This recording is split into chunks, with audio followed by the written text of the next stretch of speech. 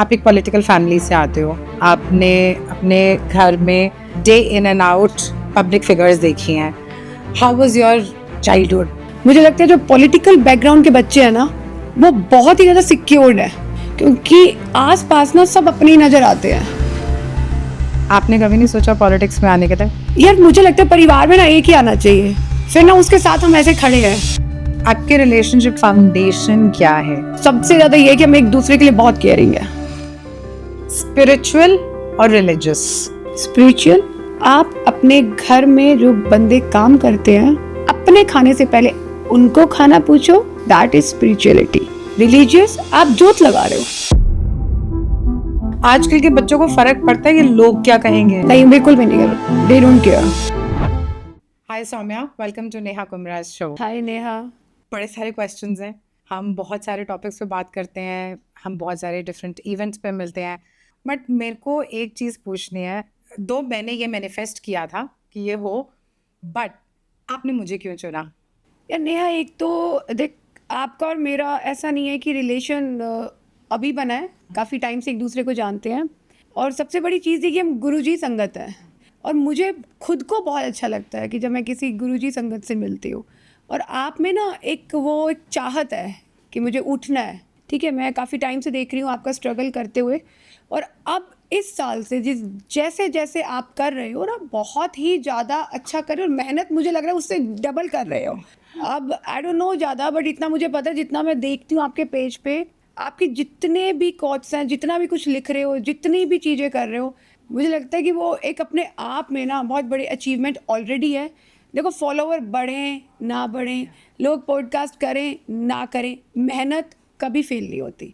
और जो आप दी बेस्ट कर रहे हो, तो वो रिफ्लेक्ट कर रहा था मुझे. और जिस दिन मैंने आपको हाँ करी, तो मेरा खुद का दिल कर रहा था, चल यार नेहा, अब तो मतलब इतना बढ़िया कर रही है. आई थिंक मुझे आपका समझ आया था. मैंने कहा आई थिंक मेरे लिए पॉडकास्ट करना खुद भी मुझे लगता है, क्योंकि कि कैसे बोलूँगी, कैसे, I am also being little conscious sometimes, but तेरे साथ करने में मुझे भी बहुत अच्छा लग रहा है. तो all the best for your future. पता नहीं आगे तू टाइम देना दे, तो अभी से अच्छा मेरा पहले ही आ जाए. नहीं नहीं, ऐसी बात नहीं, आपके लिए हमेशा टाइम है. प्लीज़ थोड़ा सा रिवाइंड करते हैं. आप एक पॉलिटिकल फैमिली से आते हो, आपने अपने घर में day in and out public figures देखी हैं. How was your childhood? कैसे थे वो? जब पापा प्रोटेक्ट करते थे, ये नहीं करना, वो नहीं करना. सीरियसली बताऊँ तो बचपन से ना, मुझे लगता है जो पॉलिटिकल बैकग्राउंड के बच्चे हैं ना, वो बहुत ही ज़्यादा सिक्योर्ड है. हम लोगों में ना इनसिक्योरिटीज़ नहीं होती, क्योंकि आसपास ना सब अपनी नज़र आते हैं. हमारे घर में जब पापा के गांव का कोई आया है, उसको चाचा, मम्मी के गांव के आया है तो मामा. तो हमारे को चाचा और मामा, और जहाँ पर ये रिलेशन आ जाता है ना, प्रोटेक्शन अपने आप हो जाती है. हमारे घर में आज भी जो गनमैन ड्राइवर हैं, मुझे लगता है उनको चाचा और मामा ही बोला जाता है. आपके बिजनेस पीपल हमेशा कहते हैं ड्राइवर को बुला लो, गनमैन को बुला लो, बॉडीगार्ड को बुला लो. हम कहते हैं मामा को बुला लो, तो अपने आप ही प्यार आ गया ना, वो आपको बचाएगा ही ना. तो वो सिक्योरिटी वहीं से आ गई. वो आपका जो बेस है ना, वो हम लोगों का इतना स्ट्रांग है. और मुझे लगता है हरियाणा के रूट्स में ही है ये, क्योंकि हम लोगों को ना वो, बिकॉज मेरे फादर किसान बोला जाता है. क्यों? क्योंकि वो ज़मीन से जुड़े हुए हैं. इतने बड़े पॉलिटिकल फिगर होने के बाद भी आज तक मैंने उनके ऊपर वो एटीट्यूड ही नहीं देखा. जो मैं, दिल्ली का एक बार एमएलए बनेगा और वो पता नहीं क्या क्या बोल देता है, और मैं उनको 8 बारी से लगातार बन रहे हैं, वो 3 बार टाइम से तो एमपी बने हुए हैं, फिर भी उनमें इतना सा भी ईगो नहीं है. हमने, हमारे अंदर भी यही चीज़ सिखाई हुई है, मैं अकेले घूम सकती हूँ बिना ड्राइवर के. लेकिन आप ये देख लेना, कोई दिल्ली में एक नॉर्मल सा भी बच्चा होगा किसी भी पॉलिटिकल, उसमें इतना हाई एटीट्यूड आ जाता है, पर हम लोगों ने सिखाया नहीं. तो मेरा जो चाइल्डहुड रहा है ना, यही है भाई, बहुत नीवे होके रहो, बिल्कुल झुक के रहो, क्योंकि हर इंसान जो झुकेगा ना, वही खड़ा होगा. I want to talk about something maybe little personal, but घर में एक पब्लिक लाइफ थी और एक साइड टोटली पर्सनल लाइफ थी. बैलेंस कैसे मेंटेन होता था? पर्सनल लाइफ विद पापा, देखो ज़्यादातर मोस्ट ऑफ द टाइम मेरा तो मेरी मम्मी के साथ ज़्यादा निकला है. हम 4 भाई बहन हैं, और हमारी ना जॉइंट फैमिली रहती थी, कजन्स इतने थे, तो सबके साथ इतना घूमते रहते थे कि कभी ऐसे कमी नहीं हुई. हाँ, लेकिन ये था कि मेरे फादर ने, चाहे उनको घंटे कितने ही मिले हो, मतलब मुझे लगता है 3-4 दिन में जाके एक दिन बात करते थे, क्योंकि बहुत बिजी रहते थे। जब भी बात करते थे कुछ ऐसा ही सिखा देते थे कि लगता नहीं था कि अब बात कब करें कब नहीं करें। एंड मैंने अपने फादर को ना, सही बताऊं, रियल एक बात थी कि हमें हमेशा बोलते थे, हम आर्य समाजी थे, भगवान को मूर्ति मानते थे, बट वो कहते ना भगवान, जब मैं लोगों को घर आते थे और लोग पापा से काम बोलते थे, एक पर्ची लेके आते थे ये काम कर देना, और पापा उनका काम करवा देते थे। मैं सोचती ये गॉड है, ये भगवान है जो काम हो गया, और वो दूसरा बंदा आता खुश होके जाता था। छोटा बच्चा तो यही समझ पाएगा। धीरे धीरे बड़े हुए तो समझ, आज भी मेरे फादर मुझे ऐसे कहते तू मेरी ना आंखों में देख के बात नहीं करती। मैं कैसे देखूं, because I have so much respect, I can't sit with my dad in same sofa. मुझे डर लगता है। क्यों लगता है? क्योंकि वो इज्जत इतनी ज़्यादा है, मैं बैठ ही नहीं सकती। मतलब मेरे चारों भाई बहन हैं, लेकिन मेरे को ऐसे लगता है क्योंकि मैं सेकंड नंबर पे थी, फर्स्ट इज माई बड़ी बहन है। जब मैं देखती थी ना उनको तो वो पूछते रहते हैं तू क्यों नहीं मेरे से, मैंने कहा मैं आपको नो भी नहीं बोल सकती, मैं आपसे बहस भी नहीं कर सकती। मैं आपको आज तक, उनका फ़ोन आता था मैं पहले ही डर जाती हूँ, पापा सब ठीक है सब ठीक है। He is God for me. Mother?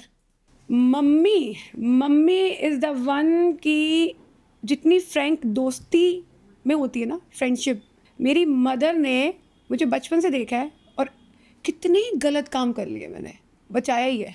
मतलब स्कूल में होता था कुछ भी, कॉलेज में होता था, उन्होंने मेरी, वो कहते ना, वरना मदर की आदत है डांट मारना, छुपाना, उन्होंने मेरे को ना, मतलब हर चीज़ में कितनी फाइट्स हो जाती थी, बट मेरी मदर एक ही बात कहती थी, कोई नहीं सुम्मी दोबारा ठीक कर लेगी, दोबारा ठीक हो जाएगा। कभी डांट नहीं मारी उन्होंने, बहुत ज़्यादा प्यार। तो my mother is super loving. Father बहुत स्ट्रॉन्ग है, मम्मी बहुत लविंग है। तो वो उनका जो कॉम्बिनेशन ना इतना बैलेंस था कि मुझे घर में ना ऐसे लगता था कि जब यहाँ पर अलग एक फील आती है, और मम्मी के साथ एक ऐसी आती थी कि मुझे दोस्तों की ज़रूरत नहीं पड़ेगी। सब सुनते थे, वो डांस मेरे साथ वो करते थे, मेरे साथ वॉक पे जाना है, सुखना लेक पे जाना है, साइकिलिंग करनी है, मैंने मम्मी के साथ क्या नहीं किया। तो मुझे ये लगता है कि our bond is the very different. And how is the bond with the siblings, सारे भाई बहनों में? सोनू से बचपन में फाइट्स होती थी, अब बहुत प्यार है, क्योंकि मुझे लगता था सब कुछ उसको मिलता है, वो होता ही है। और भाई मेरे दोनों छोटे हैं मुझसे, मोहित अब पॉलिटिक्स में आएगा, and he is a great man. अभी 2 बच्चे हैं उसके, और इतना छोटा होके भी वो छोटी एज में रिस्पॉन्सिबिलिटीज़ जिस तरीके से ली है, अपनी फील्ड में घूमता है, गांव में घूमता है, सुबह 6 बजे उठता है, रात के 11 बजे घर आता है, पूरा टाइम लोगों के बीच में रहता है। मतलब जो पापा का जो रियल जो लिया है ना, वो मोहित ने बहुत अच्छे से संभाला है, एंड उसके लिए बेस्ट विशेज़ है आने वाले टाइम में, and it definitely come in politics. आना तो है ही, बट यस बहुत अच्छे से निभाएगा अपनी रिस्पॉन्सिबिलिटीज़। आपने कभी नहीं सोचा पॉलिटिक्स में आने के लिए? यार मुझे लगता है परिवार में ना एक ही आना चाहिए, फिर ना उसके साथ हम ऐसे खड़े हैं। और भाई है, देखो हमारे इंडिया में ना एक सबसे बड़ी चीज़ है, लड़की कितना ही कुछ कर ले, कितना ही कुछ कर ले, जब उसके ऊपर कोई बात आती है ना, तो कोई इतना ज़्यादा साथ नहीं देता। तो मुझे लगता है कि जो चीज़ लड़कों के लिए बनी है, मैं नहीं कहती लड़कियों के लिए भी बनी है, उतनी ही बनी है, बट मुझे वो डर लगता है क्योंकि मेरे भी 2 बच्चे हैं, एंड फर्स्ट मैं चाहती हूँ मेरे बच्चों की रिस्पॉन्सिबिलिटी हो, और उसके बाद अभी टाइम है, देखेंगे। मना Never किसी say चीज़ का never. नहीं करना Never चाहिए, say never. You never know, लेकिन यहाँ पहले भाई आएगा फिर आऊँगी मैं। ऐसे जिस माहौल में आप बड़े हुए हो, उस माहौल में प्रेशर ज़्यादा फील होता है या प्रिविलेज ज़्यादा फील होता बहुत फ्री, दबाव तो डाला ही नहीं है। वो जो मुझे आदत है ना हर चीज़ की, क्योंकि हमें बचपन से एक चीज़ ज़रूर बोली थी, भाई किसी के दबाव में नहीं रहना, पिट के नहीं आना, किसी से डांट नहीं खा के आनी, गलत काम नहीं करने, किसी का बुरा नहीं करना। तो डर भी नहीं था कभी किसी है? मेरे चीज़। फादर मुझे कहते थे पहले किसी को छेड़ना नहीं, फिर किसी को छोड़ना है। आप 4 भाई बहन हो, मैं इकलौती हूँ, तो मैं चारों का इकट्ठा एक मैं ही हूँ जोड़। तो मेरे फादर को जब भी कोई पूछता था ना कि आपके बेटा नहीं है, तो वो कहते थे हमारी बेटा बेटी यही है। तो मेरी वो अपब्रिंगिंग रही है, विच इज अगेन पर मुझे लगता है 4-5 बच्चे तो होने चाहिए, मज़ा तो जब भी आता है। आपका क्या प्लान है तीसरे का? ना तीसरे का तो नहीं है, 2 में बड़ा, यार महंगाई बहुत बढ़ गई है यार, क्या करें हम इतने भी ठीक है अभी। बाकी सब ठीक है। स्कूलिंग कहाँ से करी है? मेरी स्कूलिंग सब चंडीगढ़ से, DAV 15 and then MCM DAV college. तो जो मेरी स्कूलिंग थी वो बहुत ही फन वाली थी, that Kangana and just Gul Panag, ये सब मेरे स्कूल में थे। ये सारा वो वाला स्कूल था, वो सारे बिगड़े बच्चे सारे वहीं थे, तो बड़ा ही अच्छी स्कूलिंग थी मेरी। एंड जब मैं कॉलेज में आई तो मेरे लिए एक ड्रास्टिक चेंज था, बिकॉज मेरी कोएड में स्कूलिंग थी, एंड कॉलेज मेरा आपका गर्ल्स कॉलेज था। वो इतना डिफरेंट था ना, क्योंकि वहाँ मैं फ़न करती थी, बॉयज़ गर्ल्स सब। मुझे याद है मैं 9th स्टैंडर्ड में थी, और जहाँ टीचर की कार लगती थी मैं भी अपनी मारुति ज़ेन लगाती थी, बिकॉज आई नो मेरे को ड्राइविंग आ गई थी 6th स्टैंडर्ड में। 5th में मैं बाइक चलाया करती थी, तो मुझे अपनी कार को ना टीचर की कार के पास लगाना बड़ा अच्छा लगता था। और क्या करती थी मैं, बेस्ट जो बाहर जो गार्ड भैया होते उनको पैसे पहले ही दे देती थी कि मेरी कार लगाने देंगे। ये कॉलेज में मुझे ये हुआ कि एकदम गर्ल्स कॉलेज में गर्ल्स की ना थिंकिंग ना बड़ी अजीब होती है। बॉयज़ गर्ल्स जहाँ होते हैं ना, वहाँ इन्वायरमेंट बहुत ही हैप्पीनेस वाला होता है। और लड़कियां ना समझ ही नहीं आता कि उनकी बातें, उनका वो जेलसी बिहेवियर, वो एक दूसरे के झगड़े करवाना, स्ट्राइक करवा देना। स्ट्राइक होती थी तो मैं भाग ही जाती थी, मैं कॉलेज ही नहीं जाती थी। इवन मेरे को कहती यार योर डैड इज CPS, तू तो स्ट्राइक में आ। मैं क्या सॉरी, मुझे काले झंडे नहीं दिखाने हैं, because that is very scary for me. मैंने कहा बड़ा कॉलेज में फाइट ही बड़ी होती है। My college principal is doctor Puneet Bedi at that time, and she is a very strict principal, but my bonding with my principal and teachers हमेशा बहुत अच्छी रहती थी, because I am like teachers के काफ़ी क्लोज रहना, उनको हर वैलेंटाइन हर जगह फ्लावर्स देना, मतलब बहुत पैम्पर करना टीचर्स को। मेरे साथ हुआ था, मेरी शादी इज इन 21 ईयर्स में हो गई थी। तो when my BA final year, मेरी शादी हुई है 12 मार्च को, मैं एग्ज़ाम्स इन अप्रैल। तो मेरे को याद है मैंने शादी के बाद एग्ज़ाम्स दिए हैं। Then is my honeymoon is late. Then after that मैंने अपनी MA करी है first year second Punjab university से। MA फर्स्ट ईयर में मुझे पता लगा मैंने कंसीव कर लिया। सेकेंड ईयर में मेरी डॉटर हुई थी, तो भाई संभालता था। जब मैं एग्जाम देने जाती थी, भाई कार में घुमा रहा होता था उसको, और मेरे 3 घंटे के एग्जाम चलते थे। Then I cleared my UGC net exam. At that time I am second time pregnant. जब आर्यवीर हुआ तो I cleared my UGC net. JRF जब मुझे आया तो मैंने किसी और को JRF दिया, क्योंकि मैं आगे भाई सॉरी, मैंने कहा मैं PhD नहीं कर सकती हूँ, अब बर्डन 2 बच्चों का आ गया है। और मैंने पानीपत से शिफ्ट किया था गुड़गांव, तो मुझे लगा अब मुझसे नहीं हो पाएगा।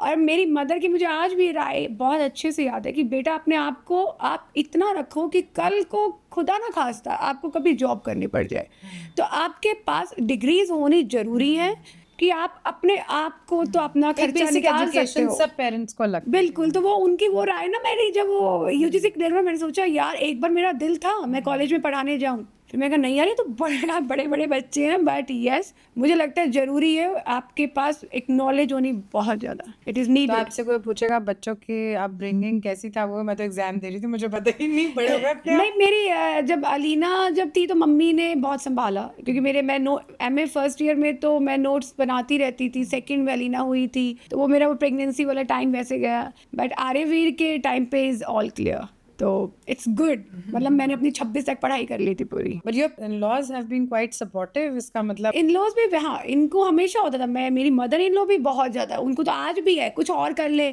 कुछ और कर ले। फिर मैंने कहा यार अब ठीक है, मतलब अब दिल में सेटिस्फेक्शन आ गई है। क्योंकि जिस एनवायरनमेंट की आप बात करो ना, वहाँ कहते हैं चल ठीक है अब लड़की की शादी हो गया, पढ़ने की क्या जरूरत नहीं है। नहीं, मेरी फैमिली इस चीज़ में नहीं है, उनको अपनी पढ़ाई पूरी होनी पढ़ाई चाहिए। पूरी होनी चाहिए। बिल्कुल, उस टाइम पे भी आपके डैड इतने विजनरी थे कि उनको ये था कि पढ़ाई नहीं, के बच्चे मामले पढ़ने चाहिए। माई ऑल कजन्स आर, कोई IAS है, कोई HCS है, कोई जज है, तो मेरे सारे कजन्स बड़ी अच्छी पोस्ट पे है।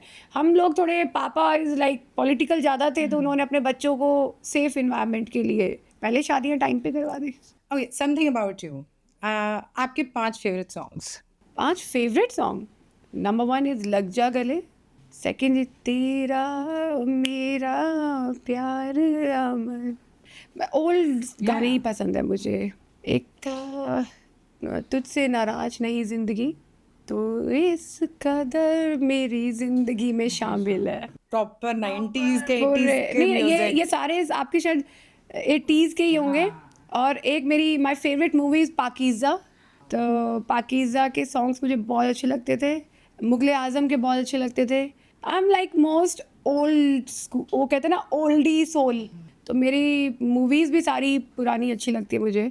एक प्यार किया तो डरना, कौन सी मूवी है जो आप रिपीट पे देख सकते हो? गाइड, पाकीज़ा भी, ये दोनों guide and Pakeezah my favourite. थोड़ा सा घर की तरफ चलते हैं, आज के टाइम पे आ जाते हैं। शादी बाहर से सबको बहुत सुंदर लगती है, बट एक कपल के बीच में क्या चल रहा होता है वो उन दोनों को ही पता होता है। लोग बहुत बातें करते हैं, सबके अपने अपने थॉट्स हैं, कोई कुछ सोचता है। मतलब मुझे तो वो याद है अवतार की लॉन्च पे आपका और भैया का डांस। वो अचानक से हो गया था, वो कोई प्लान नहीं था। वो मैं अपने लिए गाना लगवाने जा रही थी एंड संदीप आया था कि क्या हुआ क्या हुआ क्या हुआ। मैंने कहा मेरा गाना चलना चाहिए, और हम दोनों का कोई प्लान नहीं था एक साथ ऐसे डांस करने का, और वो अचानक ऐसा बन गया कि जैसे हमने पहले से प्लानिंग की हुई। जैसे हम किसी गाने पे किसी को रिलेट कर लेते हैं ना, जैसे कोई गाना सुन के हमें किसी बॉयफ्रेंड की याद आती है या मदर की याद आती है, मुझे वो गाना सुन के आपकी और भैया की याद आती है हमेशा।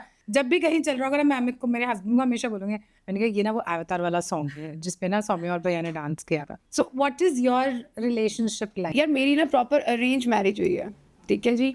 मैं बिलीव भी यही करती थी, जो मम्मी पापा देखेंगे वही करना है। लव मैरिज वाला कोई सिस्टम ऐसा था नहीं, क्योंकि घर में ही सबसे पहले बोला था लव करेंगे तो आपको मतलब जाटों में लव है ही नहीं, अरेंज ही करनी है। देखो स्टार्टिंग में हर families, because I belong to a political, he is a completely business family. देखो दिक्कत आती है हर शादी में। टच वर्ड, संदीप ना मेरा फ्रेंड ज़्यादा है, दोस्त ज़्यादा है। हम दोनों एक दूसरे के काम में, अब मैं जितने भी शूट है मेरे, मैं सारे बेलाजियो करती हूँ, बिकॉज वो मेरे को सेफ फील होता है, सेफ इन्वायरमेंट लगता है। और संदीप और मेरा ना, मुझे लगता है हम दोनों को अब एक दूसरे की बैक है। और मुझे लगे मुझे कुछ भी होता है सबसे पहले उस भागती हूँ मैं, सैंडी बचा लेना यार, प्लीज़ बचा लेना ब्रो, बचा। मतलब हम ना, मतलब इस तरीके का रिलेशन है, हस्बैंड वाइफ का रिलेशन था आज से 10 साल पहले। आज मेरी शादी को 18 साल हो जाएंगे। तो मुझे लगता है कि वो रिलेशन जो जब था, जब तो फिर भी बहुत झगड़े होते थे, कभी कुछ हो रहा है, कभी किसी ने कुछ बोल दिया, कभी मेरे को एक्सपेक्टेशंस बहुत ज़्यादा थी वो पूरी नहीं हो पाई। पर आज के टाइम पे तो मुझे लगता है कि यार ये खुश रहना चाहिए यार, जब ये खुश रहेगा ना तो घर का इन्वायरमेंट भी अच्छा रहेगा, मैं भी खुश। अच्छा वो भी मेरी हैप्पीनेस उतनी ही देखता है। एंड आई थिंक हम एक दूसरे की ना सुनते भी हैं। जब उसने मुझे बोला 8 बजे के बाद तूने घर के बाहर नहीं जाना ना, कुछ हो जाए, मैं नहीं जाती हूँ। 7 बजे के बाद, मतलब मेरी कोशिश होती है कि 7 बजे किसी को बाय बोलने लगूंगी तो 8 बजे ही जाएंगे। हाँ। और ये चीज़ का रूल ना मैंने बहुत अच्छे से फॉलो करा था आफ्टर कोविड। हम में एक बात हुई थी कि बच्चे बड़े हो रहे हैं, सुमो अब तू, वो मेरे को प्यार से सुमो ही बोलता है, बिकॉज मेरे डैड भी सुमो बोलते हैं, तो वो भी ऐसे ही बोलता है। उसने मुझे एक ही बात बोली थी, अब तू देख यार टाइम देख के ना 7 बजे के बाद मना कर दिया करना सबको। एंड विंटर्स में आई थिंक 6:30 है। तो मैंने वो रूल को, जो मर्जी हो जाए, जो बंदा कहते मुझे रात को, मैं उनको कहती हूँ जी मेरा बहुत मन है लेकिन सॉरी मैं नहीं आ सकती, आपको पार्टी दिन में होती पक्का आ जाती। फर्स्ट इज़ आप अपने पार्टनर को पहली प्रायोरिटी बिल्कुल रखो। जब आपको घर अपना बहुत अच्छे से रखना है, बच्चे भी वही सीखेंगे। और मुझे लगता है कि वो कहते हैं ना, भगवान ने सही रिश्ते दिए हैं, तो मेरा और संदीप, उसके नाम में भी ऐसा आता है, मेरे में भी ऐसा आता है, मुझे लगता है perfect pair. And we both are manglik, so अच्छी खासी बॉन्डिंग अच्छी है। मतलब झगड़ा भी होता है तो मैं वेट नहीं करती कि वो मुझे सॉरी बोले। मुझे लगता है यार एक दिन हो गया यार, 24 घंटे हो गए, इसे तो बोलने नहीं है, because he is very reserve. मैं ही जाके सॉरी बोल देती हूँ और काम खत्म। और जब मैंने नहीं बोला तो वो भी ज़्यादा टाइम नहीं लगाता। सॉरी पहले आप बोलते हो हमेशा? नहीं, ज़्यादातर तो मैं नहीं बोलती, वो भी बोलते हैं, पर मेरा ज़्यादा ये हो जाता है कि मुझे फिर देखा नहीं जाता यार, मैं बात किससे करूँ, आई एम वेरी टॉकेटिव। मेरे का झगड़ा तो हो गया, बात कैसे होएगी।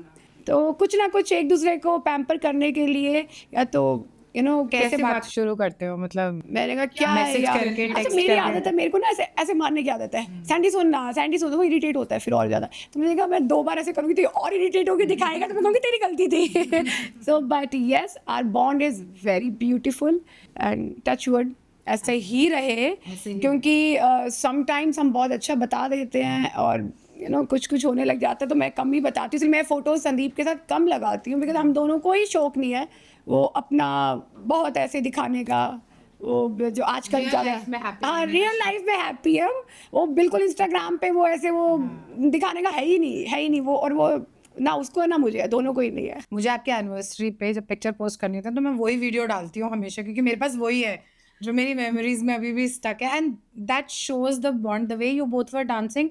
वो उसमें एक वो फ्रेंडशिप जो आप मुझे बता रहे हो ना, वो बहुत क्लियरली दिखती है। हर रिलेशनशिप में आपको दोस्ती का रिलेशनशिप जरूर होना चाहिए, चाहे वो मदर फादर के साथ हो, चाहे भाई बहन हो, चाहे आपके पार्टनर के साथ, बहुत ज़्यादा ज़रूरी है। एक बेस है वो, देखो सब कुछ मिल जाएगा लेकिन जब तक वो बेस स्ट्रॉन्ग है ना आपके ऊपर, अब वो मेरे लिए बाहर भी कहीं कुछ गलत नहीं सुन सकता, और मेरे आगे भी संदीप के लिए जब कोई बाई चांस की यार ही इज़ अ बिजी, वो पेरेंट टीचर मीटिंग में नहीं आया, तो मैं सोचती हूँ फिर काम कौन करेगा, यू नो ये काम मैं कर लूँगी, जब मैं काम कोई हैंडल नहीं कर सकती तो मुझे उसकी ज़रूरत है, जो मैं कर रही हूँ मैं कर ही लूँगी।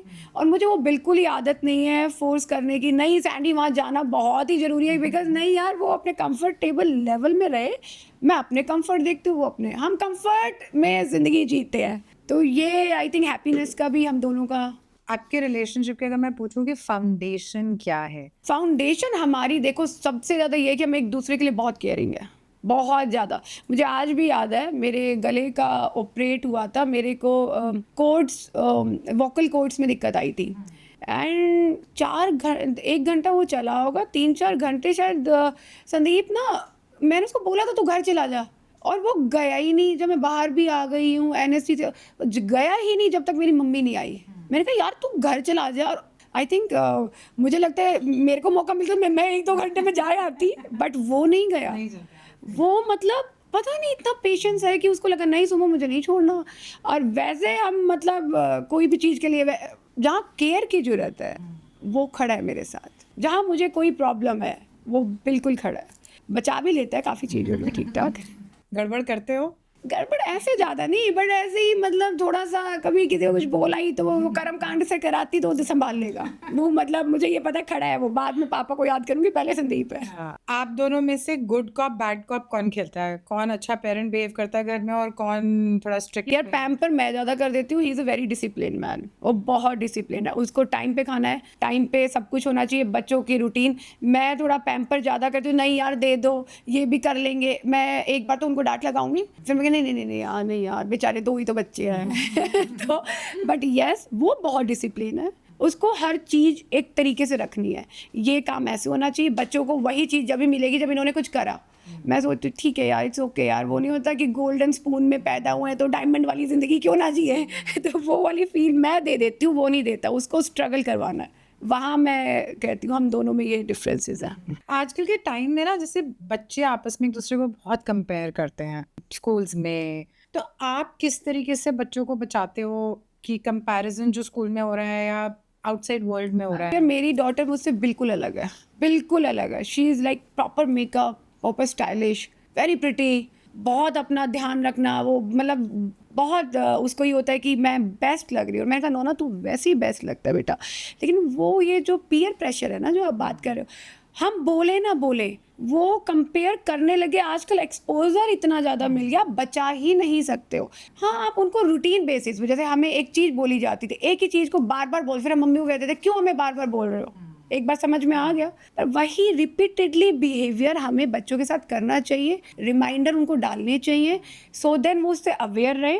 मैं ये नहीं कहती कि पूरा बचाव कर सकते हैं, बट कुछ भी हो जाएगा ना, मैं कहती हूँ 20-30% भी हो गया ना तो फिर भी हम 70%। I know today's is a very different life, मतलब बच्चों की लाइफ मुझे लगा देखा दिखावा ज़्यादा हो गया है। तो आप क्या एक कोई बोलते ना, जैसे क्या उसको एक गुरु मंत्र देते रहते हो पीयर प्रेशर से बचने के लिए? यार पीयर प्रेशर से तो बस ये है कि अपने आप को मिरर में देखो, बोलो यू आर द बेस्ट, आप सबसे बेस्ट हो और आपको बेस्टेस्ट बनना है। ये मैं सबसे ज़्यादा बोलती हूँ कि बेस्टेस्ट बनना ही बनना है। तो आप बिल्कुल नहीं सोचोगे, क्योंकि आप कुछ भी करोगे ना, देखो हर बच्चा कहीं ना कहीं भगवान ने बहुत अच्छी देन दे रखी है, हर बच्चे में बहुत क्वालिटीज़ हैं, कोई किसी चीज़ में आगे है।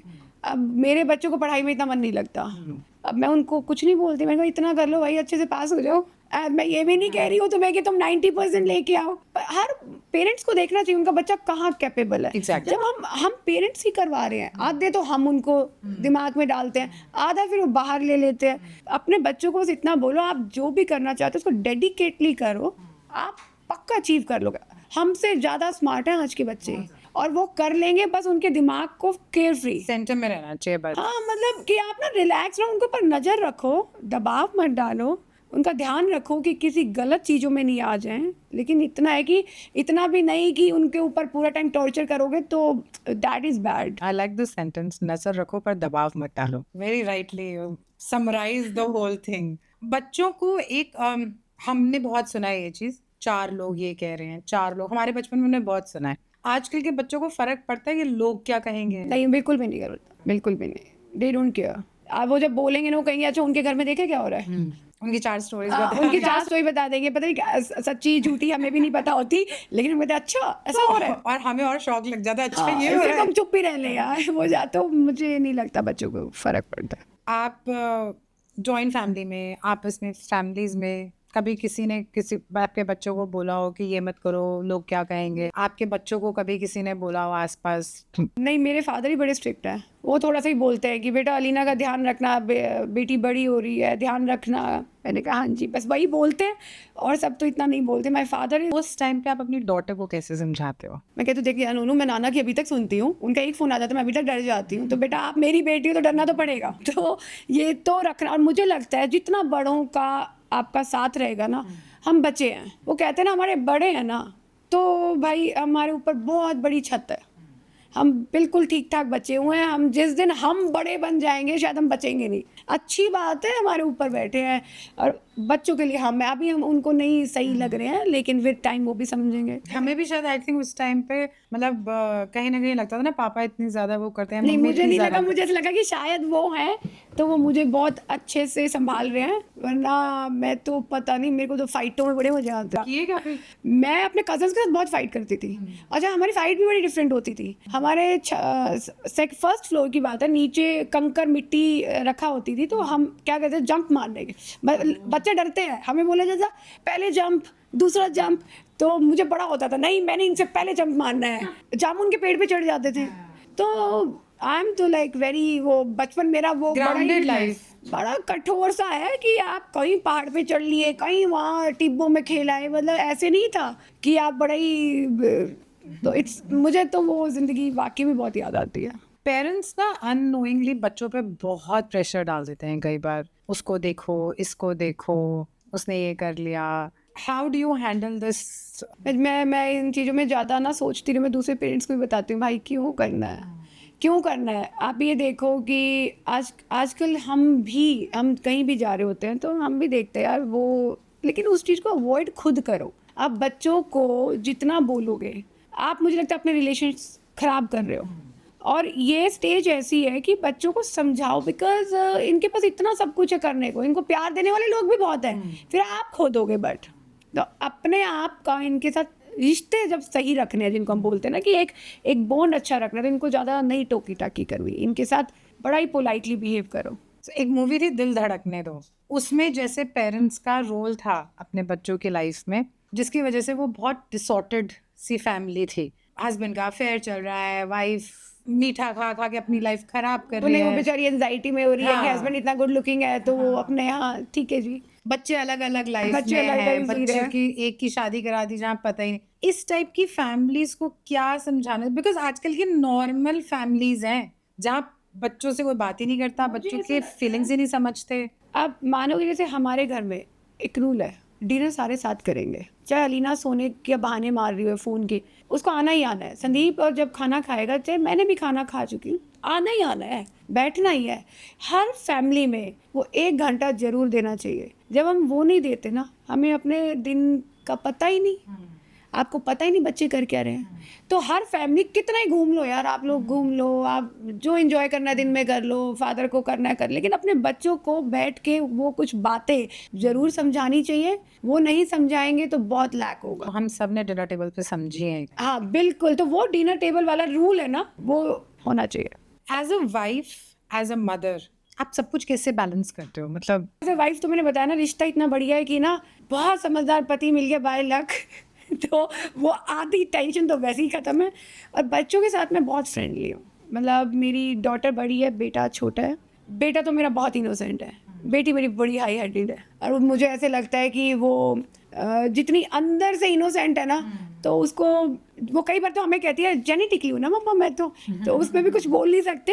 बट यस, मेरे से ज़्यादा शरीफ है, पर ऑफ कोर्स वो मेरी बातें सुन लेती है, समझ लेती है। इतना भी नहीं है, बस पढ़ाई के मामले में थोड़ी बहुत बहस होती है जो नॉर्मली मैं करके, सबके घरों में होते हैं। बस वो पढ़ाई वाला एक। फिर वो कहती है कोई नहीं, मुझे अपनी फैक्ट्री संभाल लेनी है, मुझे वो बिजनेस दादू का कर लेना है, तो मैं वहाँ चुप हो जाती हूँ। फिर वो कहती है कि आजकल जो चल रहा है AI कर रहा है सब कुछ, तो आप मुझे इतने सर्टिफिकेट्स दिलवा के कर भी क्या लोगे। फिर मैं वहाँ चुप हो जाती हूँ कि मैंने कहा वो अपना टाइम अलग था, बात तो ठीक कर रही है, AI ने सब कुछ ही ले लिया, टेक्नोलॉजी इतनी हाई हो गई है। तो पर बच्चे को करना ना, बच्चे बड़े स्ट्रीट स्मार्ट होने चाहिए।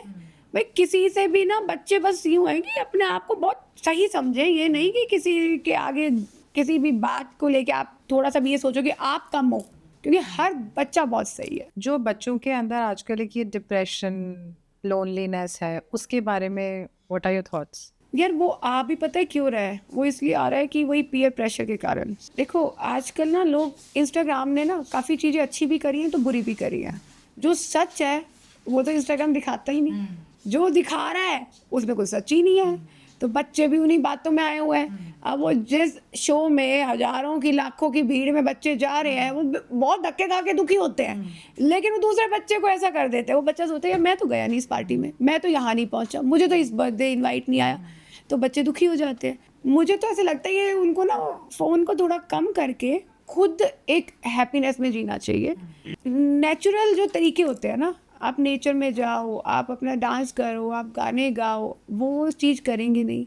उनको लगेगा हमें ज्ञान मत बांटो, बट वो बहुत ज़रूरी है। जितना फ़ोन के साथ अटैच रहेंगे, स्क्रीन टाइम जितना रहेगा उतनी ही दिक्कत होगी। 10 बजे के बाद इनसे फ़ोन ले लो, चाहे बच्चा 11वीं में हो, चाहे 12वीं में हो, चाहे कॉलेज में हो, इनको फ़ोन मत दो। 10 बजे के बाद फ़ोन को रख लीजिए। इनको इतना टाइम दो कि स्कूल तक की काफ़ी टाइम हो जाता है, ट्यूशन्स हो जाते हैं कवर, 2-3 घंटे देख ले, इसमें भी क्या होगा। इन चीज़ों पे कंट्रोल करना बहुत ज़रूरी है। जैसे क्योंकि अभी इनको लगेगा हमें कंट्रोल कर रहे हैं, बाद में आपको थैंक यू बोलेंगे कि हम भाई बच गए एंजाइटी से। आप देख लो, जब भी अपने आसपास के बच्चों को बिगाड़, मतलब इस लोनलीनेस और डिप्रेशन में जाता हुआ आप देखेंगे, मुझे ये आप खुद ही देखो, जब हम भी इंस्टाग्राम को ज़्यादा देख लेते हैं, ये क्या हाल होता है, एग्जॉस्टेड हो जाते हो। ड्रेन्ड हो जाते हो आप, क्योंकि आपको पता है कि ये सच नहीं है, पर आप और आपको पता है, आप ना फिर भी अंदर से सोच रहे होते नहीं नहीं यार 1% तो सच होगा।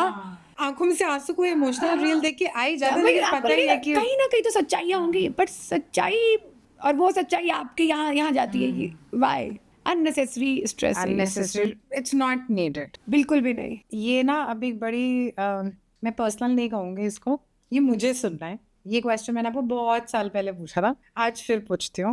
From beautiful saris, elegant suits to western outfits, what happened? मैं बता दूँ, ये एक तो बचपन से ना मेरे को साड़ी सूटों का तो मतलब एक्चुअली में देखने का ही शौक नहीं था इतना, क्योंकि फादर ने बड़ा ही ऐसे करा, बताया था पहली बहन देन मी, तो मोहित मेरे बाद हुआ। तो जब मैं हुई थी उन्होंने हमेशा मेरे को एक वो रखा ही ऐसे लड़कों की तरह कि मेरा बच्चा ऐसे किसी से, मैं पापा की रैलीज में भी जाती थी, वहाँ भी हम कुर्ता पजामा पहनते थे, तो मेरे फादर ने ऐसे रखा हमें। जब मेरे स्कूल में गई हूँ, कॉलेज गई हूँ, मैं ऐसे ही रहती थी, शादी के बाद भी एक्सेप्टेड ऐसे ही करा, किसी ने बोला नहीं। हमारे घर में एक बात बोलते थे, आपकी बॉडी कवर्ड होनी चाहिए, कुछ दिखना नहीं चाहिए, रिस्पेक्टफुल कपड़े होने चाहिए। बिल्कुल। तो वो जो ये टाइट टाइट टी शर्ट्स हमें बचपन से ही नहीं पहनने दी, शादी के बाद वो वैसे ही मेरे को अनकंफर्टेबल लगने लगी। Even I am very fit, फिर भी मैं चाह के भी मेरे को अच्छा ही नहीं लगता, मतलब एकदम मेरे को फील ही नहीं आ रही जैसे मैं रहती हूँ। तो और आजकल तो ट्रेंड पे यूज कपड़े। नहीं, मेरे को तो वैसे ही, जैसे मुझे पानीपत जाना होता है अपने इन-लॉज के यहाँ, और कभी कभी सूट पहन लिया, वो भी बहुत बड़े फंक्शंस हो तो, वरना मैं बिल्कुल भी कंफर्टेबल नहीं हूँ। लेकिन मेरे को पूछो तो मुझे बिल्कुल भी पसंद नहीं है, क्योंकि जब आप सूट पहनते हो ना, आपको काजल भी लगानी पड़ेगी, आपको थोड़ा सा मेकअप भी करना पड़ेगा, बालों को सेट करना पड़ेगा, और मेरे को बहुत नेचुरल रो रहने की आदत है। मुझे बहुत अच्छा लगता है कि बिना कुछ करे नहाए, अच्छी सी सनस्क्रीन लगा ली, मॉइस्चराइजर लगे, ख़त्म बात। लेकिन आई कांट डू कि भाई तैयार हो जाओ, मुझे खुद को ही नहीं अच्छा लगता। एंड संदीप को भी मुझे ऐसे ही देखना, पर even my father, my family, everyone, वो मुझे सूट में ही नहीं देख पाए।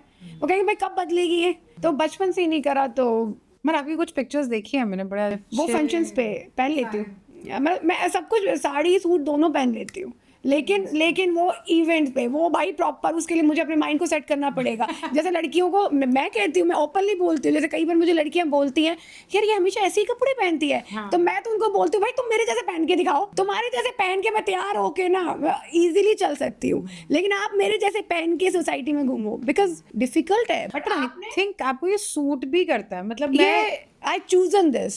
एंड मुझे याद है मंदिर में जब मैं पहली बार कुर्ता पहना तो सब मुझे ऐसे दिख रही थी, कौन है, बट मुझे लगता है कि मैंने अपने आप को चूज किया है। जैसे मेरे फादर एक ही कलर का कुर्ता पहनते हैं, ऑरेंज कलर, मैंने उनको देखते 2007 से देखना स्टार्ट किया मैंने उनको उस कलर में, इतने साल हो गए। मुझे कई लोग कहते हैं कि बस एक ही कुर्ता पहना, मैंने कहा नहीं भाई उनका था नहीं, वो पहनते ही है, वो बोर नहीं होते। तो मैं भी इसको यही बोलो कि हमने अपने आप को बड़ा ही अपने आप में कंफर्टेबल तरीके से ढाल रखा है और उसमें खुद, जैसे my favourite brand is Ralph Lauren, मैं बस उसी की सारी शर्टें होंगी, मुझे कोई गुची और कोई बर्बरी भी सही लगता है, उसकी क्वालिटी अच्छी है, जितने भी आदित्य बिरला की क्वालिटी तो अच्छी है ही, लेकिन मुझे गुची गुची गुची ये बिल्कुल नहीं पसंद, शो ऑफ वाली चीज़ें ही नहीं पसंद। तो आपके नज़रिए से एक लड़की को कैसे ड्रेस करना चाहिए, कौन डिसाइड करता है? यार देखो, मैं वही बात है, इसमें आप दोबारा मुझे ओल्ड स्कूल ही बोलोगे, ऑर्थोडॉक्स भी बोल सकते हो, मैं आज भी प्रेफर करती हूँ कि जितना अपने आप को कवर्ड रखो आप ग्रेसफुल लगते हो, बिकॉज वो ब्यूटी है यार, you know it should be. आप कहीं भी जाइए, आप ये देखना जितनी लड़कियां कवर्ड होती हैं वो अपने आप में ग्रेसफुल लगती हैं, साड़ी भी पहनती हैं, अच्छी कवर्ड साड़ियां पहनती हैं, सूट पहनती हैं, बहुत अच्छी लगती है। ज़रूरी नहीं है आप छोटे कपड़े पहन के अपने आप को ब्यूटी दिखा रहे हो, नहीं, वो तो मुझे बिल्कुल नहीं अच्छा लगता। काफ़ी लड़कियां नाराज़ हो सकती हैं मेरे इस जवाब से, बट मुझे तो नहीं अच्छा लगता। तो मैं इसमें थोड़ा सा अपने आप को यही बोलूँगी कि पर्सनली कोई ना ले इस चीज़ को, जिसको जो पहनना है वो पहनो, वही पहनते हैं, लेकिन जितना हम अपने आप को वो अच्छे से एक कवर रखते हैं, एक ग्रेसफुल कपड़े पहनेंगे, आप अलग ही लगते हो यार। अब जितनी पुरानी फैमिलीज देख लो, दे डोंट लुक लाइक कि पता नहीं आज हमने क्या, आप क्यों इनसिक्योर होके दिखा रहे हो कि आज हम ये पहनेंगे तो दुनिया देखे, टेंशन क्यों लेनी है, केयर फ्री रहो ना, बॉम्बे जाओ देखो कितना अच्छा लगता है, ये सारी चीज़ें दिल्ली में ही है, हाँ, ये सारा ये सब दिल्ली नहीं में है। आप बॉम्बे जाओ, आप चंडीगढ़ जाओ, चंडीगढ़ अब तो मुझे देखो, मेरा school and college everything is like born and bought up Chandigarh, तो मैं ये पता है कि चंडीगढ़ के लोग आज भी सिंपल हैं, तो ये सब जो भी है ये यही है। आजकल बहुत सारे जो हम मदर्स हैं, मैं बात करूँगी 40s वाली एज की मदर्स का, कहीं ना कहीं ना हम थक जाते हैं अपनी डेली लाइफ से, तो हम क्या करते हैं, कभी गर्ल्स नाइट प्लान कर लेते हैं, कभी गर्ल्स लंच प्लान कर लेते हैं, या हॉलीडे पे चले जाते हैं, गर्ल्स ट्रिप पे करते हैं, पर कहीं ना कहीं ये गिल्ट होता है, कहीं ना कहीं हमारे दिल में ना कि गिल्ट रहता है, अपने लिए कुछ भी करना हो ना तो एक गिल्ट कहीं ना अंदर एक हिट करता रहता है, अपनी ज़िंदगी नहीं जिएंगे, सबके लिए जी लेंगे। What would you like to tell these women like me जो कहीं ना कहीं गिल्ट में जीते हैं कि यार मुझे लगता है गिल्ट तो एक बीमारी है, गिल्ट को तो आप रखो ही मत, आप ऐसा कुछ काम कर ही नहीं रहे हो कि जहाँ आपको गिल्ट लेना पड़े, या तो आप कुछ ऐसा सोच के कुछ कर रहे हो तो यार फिर तो गिल्ट रहेगा ही, उससे आप नहीं बच पाओगे। बट यस, जब आप इंजॉय कर रहे हो और आपको पता है कि हाँ बच्चे का बोर्ड के एग्ज़ाम है तो बच्चा खुद पढ़ेगा, आप 10वीं वाले बच्चे को आज के टाइम नहीं पढ़ा पाओगे, वो पढ़ाई और आपकी पढ़ाई में बहुत फ़र्क है, तो आपको उस गिल्ट से खुद ही निकलना पड़ेगा कि बच्चे को सब आता है नहीं आता, पढ़ा भी दोगे तो भी उसने करना उतना ही है। तो मुझे नहीं लगता गिल्ट में जाना चाहिए, क्योंकि खुद की हैप्पीनेस भी देखो यार बहुत ज़्यादा ज़रूरी है, आज की जो लाइफ हो चुकी है ना, बहुत ज़रूरी है खुद को खुश रखना। एंड मुझे लगता है ट्रिप्स पे जाना, लंचेस पे जाना, पार्टीज़ करना, इससे खुशी तो मिलती है, तो मी टाइम लगता है, हाँ मी टाइम लगता है, तो इट इज़ डेफिनेटली, तो गिल्ट में तो नहीं जाना चाहिए। गिल्ट पे नहीं जाना चाहिए। आप बहुत बढ़िया, you know you are like in the best of wife, ब्लाजियो है, एवतार खुला, मतलब your life was like very good. Bold truth कहाँ से आया माइंड में? बोल्ड ट्रुथ कहाँ से आया? बोल्ड ट्रुथ मेरे को ना हमेशा सच बोलने की बहुत ज़्यादा आदत है, बहुत ही ज़्यादा, मतलब मैं इतनी क्लियर हूँ कि कई बार तो इतना बोल देती हूँ कि झगड़ा ही हो जाता है, फाइट्स ही हो जाती है, मुझे लगता है बंदे की रियलिटी हो जा रही है, और फिर मुझे लगता है अच्छा फिर मुझे साथ वाले बोलते हैं इतना नहीं बोलना चाहिए था, चुप हो जाना चाहिए था, ब्रेक लगा देनी चाहिए। तो कहीं हम बैठे हुए थे and me and my friends, and मैं ये सोचती थी कि यार मुझे कुछ ऐसे ब्लॉग्स बनाने हैं जो मैं खुद के लिए बोलूँ, अपने लिए एक टाइम पास करूँ, कि अब बच्चे अपने बिजी हो गए हैं, बड़ी क्लासेस में आ गए हैं, संदीप इज़ बिजी, तो कुछ ना कुछ मैं करूँ। तो मैंने सोचा यार मेरे को कंफर्टेबल लेवल में करना है, ये नहीं कि एक दिमाग में कि करना ही करना है। वो स्टार्टिंग रखी थी छोटी सी, वो दिन प्रतिदिन थोड़ा कुछ अच्छा होता गया और अपने आप में वो एक कंसिस्टेंसी ज़्यादा हो गई और मुझे खुद को फीलिंग अच्छी आने लगी। हाँ मैंने एक तो वायरल हो गए हो आप। हाँ या thank you so much, but मुझे खुद को ये खुद की हैप्पीनेस ज़्यादा इसलिए लग रही है कि मैंने सोचा नहीं था कि मैं इसको इतने अच्छे तरीके से निभा पाऊंगी। कहीं ना कहीं आपको ये लगता था कि सब लोग आर्टिफिशियल जिंदगी जी रहे हैं, तो कहीं किसी की आंखें खोलनी ज़रूरी है? यही सोचा था वैसे ज़्यादातर, तो मैंने सारी नकली जी रहे हैं, कोई असली जी नहीं रहा है। और पता है जब वो रियल जिएंगे ना, आई स्वेयर वो इतने खुश जिएंगे ना, जितना आप नकली रहोगे ना आप घुटोगे, आप खुल ही नहीं पाओगे, फिर आपका वोल्केनो बस्ट हो गई। तो बेटर है ना रोज ही बढ़िया से जी लो। वो कहते हैं ना, देखो मैं ये नहीं कहती कि भाई मैं सारी सच बोलती हूँ। मैं बचपन में एक चीज़ मेरी दादी ने बोली थी, किस कोई झूठ ऐसी बोलो दिल ना दुखे। भाई कई बार हम ऐसी झूठ बोल भी देते हैं जिससे दिल नहीं दुखना चाहिए, बट हाँ ऐसी झूठ भी ना बोलो कि उसके बाद 70 झूठ बोलनी पड़ जाए। सीरीज ऑफ झूठ वो नहीं, तो जितना हो सकता है ना अपनी लाइफ में सच को बोलो। जितना आप सच बोलोगे ना बहुत सॉर्टेड रहोगे, बहुत खुश रहोगे। एक तो जवाब नहीं देने पड़ेंगे इधर उधर, याद भी नहीं रखना पड़ेगा किसको क्या बोला था वो भी नहीं बोलना है। आप सोशली बहुत एक्टिव हो। आप मतलब मुझे ये लगता है कि आपके पास रोज के 8-10 इनवाइट तो होते ही होंगे। बहुत सारे लोगों को ना भी बोलना पड़ता है। बहुत बुरा लगता है, बहुत बुरा लगता है जब मुझे ना बोलना पड़ता है। खुद को ऐसे लगता है क्योंकि बंदा हर कोई ना, देखो वो कहते हैं ना अपने दिल से हर कोई बहुत अच्छे से इनवाइट करता है और आपको ना उनके लिए अच्छा ही करना ही अच्छा लगता है। लेकिन खुद को पता होता है यार यहाँ हो गया तो ये काम नहीं हो पाएगा, बच्चों के आज ट्यूशन है उसका ये मैनेज नहीं हो जाएगा, ड्राइवर वहाँ जा रहा है, काफ़ी चीज़ें देखनी पड़ जाती है, घर की चीज़ें बहुत हो जाती है देखने के लिए। तो हफ्ते में एक दिन आपका खुद का होता है, तो बहुत सी चीज़ें देखनी पड़ती है, इन्वाइट्स हो जाते हैं। मुझे खुद नहीं अच्छा लगता, बट मैं रियली सॉरी होता है, मेरे दिल से सॉरी होता है। कैसे हैंडल करते हो, कैसे बोलते हो सॉरी? यार मैं बस ये सोचती हूँ यार अगली बार मिलूंगी तो यार हग्गी कर लूंगी, मना लूंगी कि भाई गलती हो गई है तू जो बोले। But yes it's really feel bad जब हम जा नहीं पाते, क्योंकि इनवाइट ही अपने आप में एक देखो एक्चुअली मतलब बिग जेस्चर। और सब लोग आजकल इतनी तैयारियां करते हैं, आपको लगता है यार पहुंच नहीं पाएंगे तो कितना बुरा लगेगा। कितना बुरा लगेगा। आपको जहाँ इनवाइट्स इतने आते हैं उसके साथ साथ बहुत सारे ऐसे भी होते होंगे जहाँ पहुंच के भी ना 100% नहीं हो पाते क्योंकि अभी वाइब नहीं मैच करती। और मैं तो वाइब में बहुत जीती हूँ, तो मैं हाँ मेरे को ऐसा काफ़ी बार होता है। जैसे दिल्ली के जो बहुत ही वो जो एक बेस्ट किटीज़ टाइप होता है, वहाँ मेरी वाइब नहीं मैच कर नहीं पाती। मेरे को होता है कि यहाँ से निकलो या थोड़ी देर रहो, एंड जहाँ मेरी वाइब मैच होती है वहाँ से तो मुझे कोई उठा ही नहीं सकता। फिर तो मुझे होता है बैठ जाओ बस यही रहना है, 3-4 घंटे मुझे अपने इसी ग्रुप में रहना है। तो वाइब मेरे लिए बहुत बड़ी चीज़ है। कैसे हैंडल करते हो जब ऐसी जगह पे फंस जाते हो? ऐसी जगह फंस जाती हूँ तो मैं देखना स्टार्ट कर देती हूँ इधर उधर, मैं खो जाती हूँ कहीं कि अब मैं हूँ यहाँ पर, ब्रेन को कोई और ले जाऊँ, क्योंकि 10-15 मिनट 20 मिनट तो लगाने पड़ेंगे ही। वो 20 मिनट भी हैवी लग रहे होते हैं मुझे। मैं सुन भी लेती हूँ और मुझे थोड़ी देर में हो जाता है नहीं यार अब तो यार अंदर से ना मतलब फील नहीं आ पा रही है। तो मेरे लिए बड़ा ही होता है अजीब, बट ठीक है। फिर मैं लोगों को देखना स्टार्ट कर देती हूँ किसके फेस पे क्या क्या लगा हुआ है, क्या क्या कपड़े पहने हुए, इतने ध्यान नहीं देती हूँ। जब बोर हो रही होती हूँ, जब ध्यान दे रही होती हूँ। आप नोटिस करते हो एक्चुअली लोगों ने मतलब जैसे कई लोग होते हैं ना उनको बड़ा याद रहता है कि तूने इस दिन ये पहना था, उस दिन ये पहना था। मुझे भी याद रहता है। मैंने उस दिन क्या पहना होगा आपको याद रहेगा? मंदिर में XYZ दिन मतलब मुझे वो भी याद है। उस दिन मंदिर में उस दिन तुमने सूट नहीं पहना था, कुर्ता टाइप पहना था शायद, है ना? देखा मुझे याद है।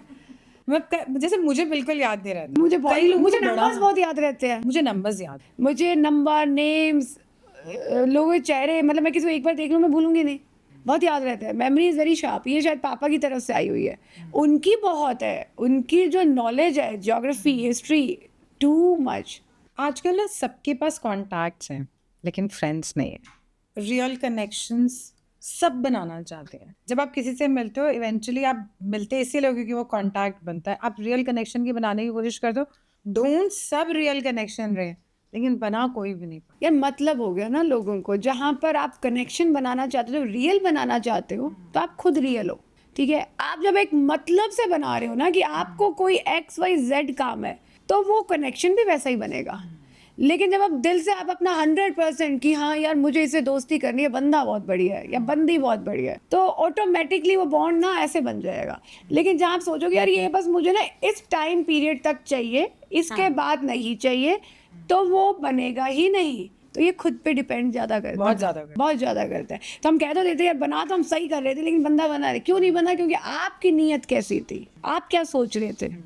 हम कहीं ना कहीं उसको सही तरीके से बिल्कुल सही डायरेक्शन में नहीं लेके दिस इज वेरी जरूरी है ये चीज़ कि अपने आप के क्लियर रखो। भाई मुझे दोस्ती करनी है ना, मुझे इंसान बहुत अच्छा लगा, मेरे को इसको 100% देना, रात के 3 बजे भी दिक्कत है ना, मैं हूँ, वो होगा रियल। और तो ऐसा नहीं है 3 बजे दिक्कत नहीं हो सकती, बिल्कुल हो सकती है। जितनी एज अब बड़ी हो रही है तो और ज्यादा हो सकती है। आप दोस्तों को बोलोगे ना यार 2 AM फ्रेंड्स कहते हैं जी, तो ये बहुत जरूरी है। और वो जो आपने एनजाइटी वाली बात, एनजाइटी में भी रियल दोस्त ही काम आते हैं, आपको अपलिफ्ट करने में, आपको उस चीज़ से बाहर निकालने में ज़रूरी है रियल दोस्त यार। And touch wood, by God grace मेरी ज़िंदगी में है रियल फ्रेंड्स, और मैं बहुत ही सॉर्ट, मेरा मुझे लगता है 8वीं क्लास वाले दोस्त भी आज भी है। नहीं होता ना इंडिया में तो यूएस उन्हीं को ही फ़ोन घुमा देती हूँ, वो तो जाग रहे हैं। आपके लिए जान पहचान और दोस्ती में क्या फ़र्क है? ये जान पहचान मेरे लिए बड़ी ही टेम्परेरी है। फॉर मी इज़ मिल लिए, कोई काम है किसी को करवाना है, क्योंकि मुझे खुद के कोई काम नहीं ऐसे पड़ते। मैं, मेरे दोस्तों के लिए होता है कि किसी को कुछ काम चाहिए या कोई काम बनाना है तो मैं उसको जान पहचान में अपना यूज़ कर लेती हूँ। और दोस्तों में तो मुझे बोलना ही है ना यार, ये करना ही करना है, ये होना ही होना है, बस ये कर देना। ये कर देना है, ये अपना इंसान है, इसका करना ही करना है। जान पहचान वाले के साथ मैं करवा सकती हूँ, लेकिन हम, मुझे खुद को कोई काम चाहिए तो शायद मैं चाह कर भी, सॉरी, मैं चाह कर भी मैं ना बोलूँ, बिकॉज मैं खुद ही ऐसी हूँ, मुझे खुद के काम नहीं बोल सकती हूँ मैं। दोस्ती को अगर एक लाइन में डिफाइन करना हो तो आप कैसे करोगे? संदीप, सो आपने जो ये बोल दिया ना, इसके बाद तो पैकअप करते हैं, घर चलते हैं, हो गया। बट चलो, हम भैया को अलग रखते हैं। एक बार भैया, ठीक है, you know, I understand you like best friends for life, but normally आपके लिए दोस्ती क्या है? There are so many friends that you have. What is one thing जो आपको किसी के साथ दोस्त बनने के लिए उसकी तरफ खींचती है?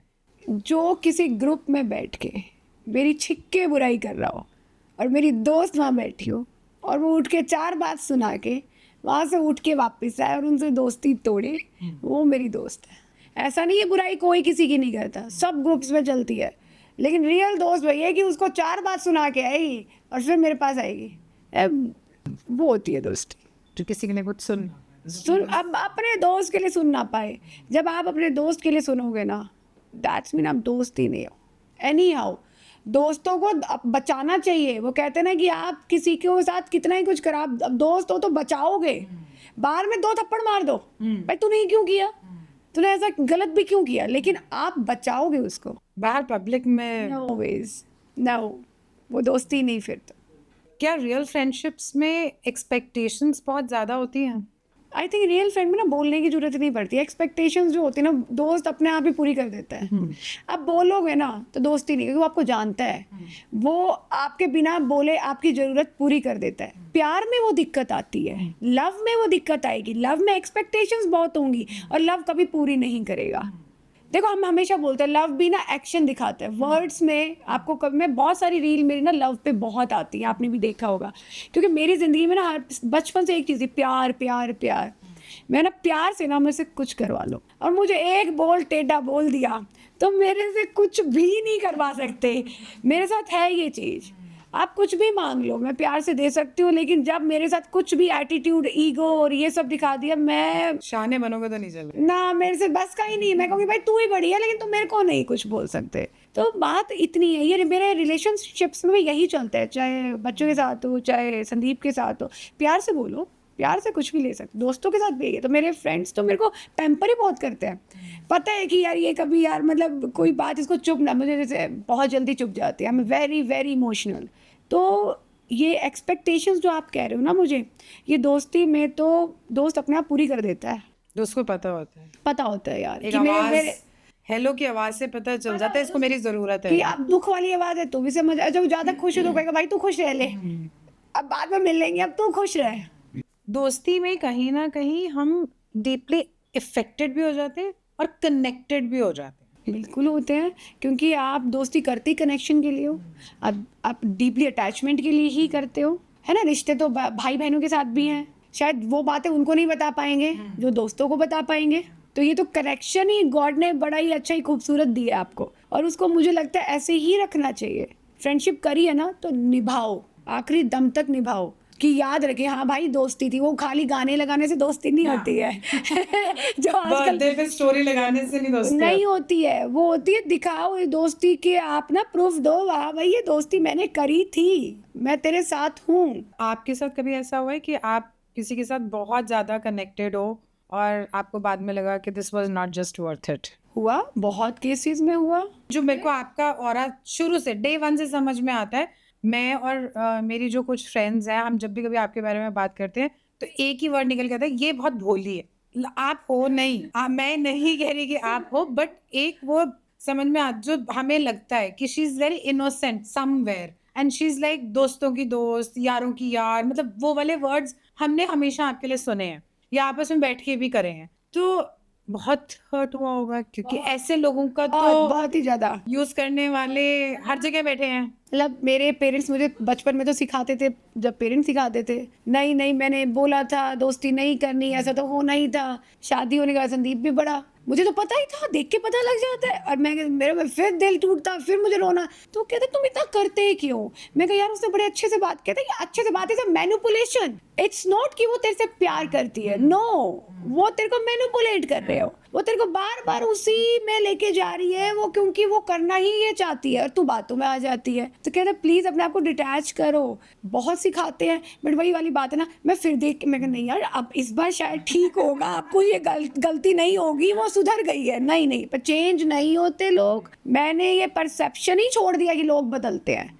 भाई मुझे लगता है लोग और वर्स हो जाते हैं और बुरे हो जाते हैं। और वो आप जितना करोगे ना, पता है हम लोग करते क्योंकि हमें ना शायद मुझे फॉरगिविंग की आदत बहुत, फॉरगिव यार नहीं, वो कहते ना फॉरगिव एंड फॉरगेट, वो तो मेरी डिक्शनरी, मैंने कहा यार माफ़ी मांगी हो गया, खत्म बात खत्म। I am very short tempered, तो मुझे लगता है कि मुझे भी गुस्सा ऐसे आता है, तो हो सकता है वो गुस्से में हो गया, अब ठीक है अब ठीक है, बट ऐसा नहीं होता। बहुत दिल टूटे हैं, बहुत रोना है, बहुत दिक्कत होती थी, रातों को रोती थी जब मुझे तो खुद को होता था यार कौन से गाने सुनूँ, अब कौन सी मूवी लगाऊँ। बट ये जब दिल टूटता है तो आपको ही पता होता है। एंड आई थिंक भाई बहन में आपस में लड़ाई होती है ना, तो आप कहीं ना कहीं सॉर्टेड होते नहीं हैं। वो मना लेते हैं। दोस्त की जो वो होता है ना, वो बिकॉज वो कहते हैं ना भाई बहन तो हमें भगवान ने चुन के दिया था, इन पे हमारा कोई जोर नहीं था। दोस्त मैंने अपनी अक्ल समझदारी से चुना था कि ऐसा फिर क्यों भी हुआ? मैंने गलती कर दी कि फिर भी, और कितनी बार मेरे को पता लग रहा है कहीं ना कहीं दिक्कत है, फिर भी बातों में फिर ऐसे लगता है यार क्या पढ़ाई करी आपने, आपको क्या पता था, आप स्ट्रीट स्मार्ट क्यों नहीं हुए,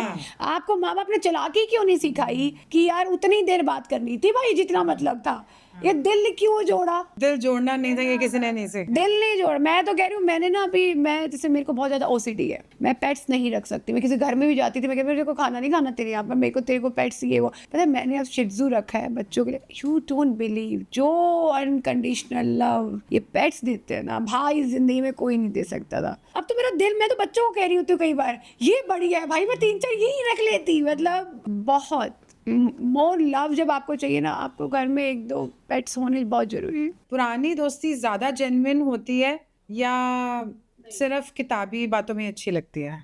नहीं, पुरानी दोस्ती ये होती है कि उनको, वो आपके साथ जब थे जब आप कुछ भी नहीं थे। अब आप कुछ बन गए हो तो आधे लोग तो वैसे आएंगे, और जब आप बन गए कुछ लोग अच्छे भी आ जाते हैं। लेकिन मुझे लगता है जो पुराना है ना, वो कहते हैं ना ओल्ड इज गोल्ड, वो कहीं नहीं जाता भाई, वो गोल्ड ही है, उसको आप कंपेयर भी नहीं कर सकते। मुझे 19-20 भी दोस्ती होगी, कम बात भी होगी, लेकिन फिर वो मैं कह रही हूँ आप 6 महीने में बात भी करोगे ना तो भी लगेगा कि यार तू बिजी था, लेकिन कोई नहीं भाई, तू खुश है, तेरे को इंस्टाग्राम पे देख रहे हैं, तू बिजी है, कोई बात नहीं। लेकिन याद आएगी ना, सबसे पहले जब रोना निकलता है तो उन्हीं की याद आती है। नए वालों को तो बता ही नहीं पाओगे आप कैसे हो, आपके अंदर कितने इमोशंस हैं, इतना टाइम तो आपको बताने में निकल जाएगा, वो दूसरा बोरी हो जाएगा, नए वाला तो बोरी हो जाएगा। ओके मेरी लाइफ में इतनी झंड है भाई, मैं कितनी बातें तुम्हारी सुने हैं। सबकी लाइफ में प्रॉब्लम्स। हाँ, तो मुझे लगता है पुरानी दोस्ती इज बेस्ट। क्या पुरानी दोस्तियों में और नई दोस्तियों में आपका एक लेवल का फर्क होता है? पुरानी और नई में लेवल तो दोस्ती में ही नहीं होता।